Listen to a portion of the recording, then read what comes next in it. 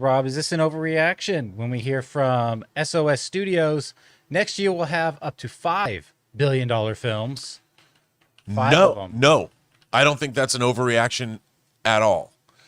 This year we've only had 2. Next year having 5. I mean, Avengers Endgame is opening. We have The Odyssey is opening. Project Hail Mary, which I think people don't think it's going to be as big as I think it's going to be. That's at least 3. Toy Story, we've got coming out, Toy Story 5, right? And there's got to be one more. So I don't think it's an overreaction. So I think it's a possibility. five. Okay, look, 5's a big number considering this year is probably going to end with 3. Is probably like once Avatar was clearly going to be $1 billion film, so that'll be 3 for the year.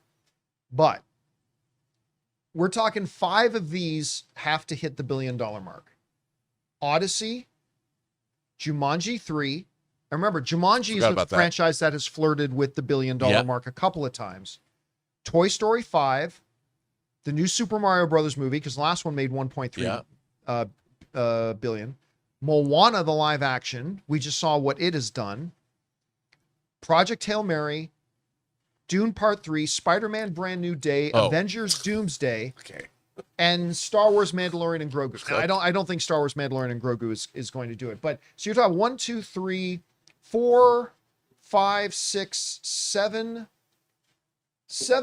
8, 9. 9 potential films. You need 5 of them to crack the $1 billion mark.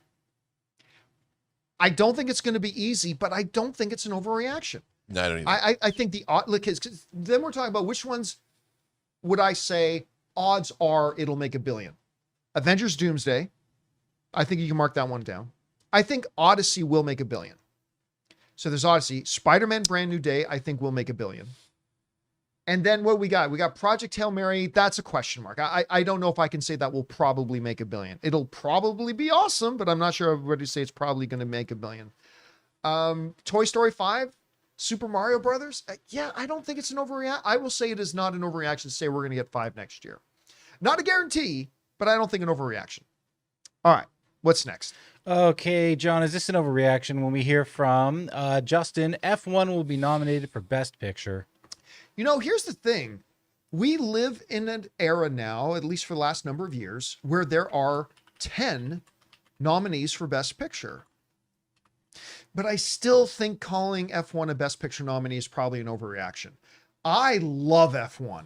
I thought it was so much fun. I enjoyed it immensely. But does it get a nomination for Best Picture, even in a world where we have 10? I don't know, man. I think that might be pushing. Look, I'm not going to fall out of my chair in shock if it grabs that 9th or 10th spot. But I don't think it's likely, so I'm going to say it's an overreaction. Rob, what about you? I'm going to agree with you.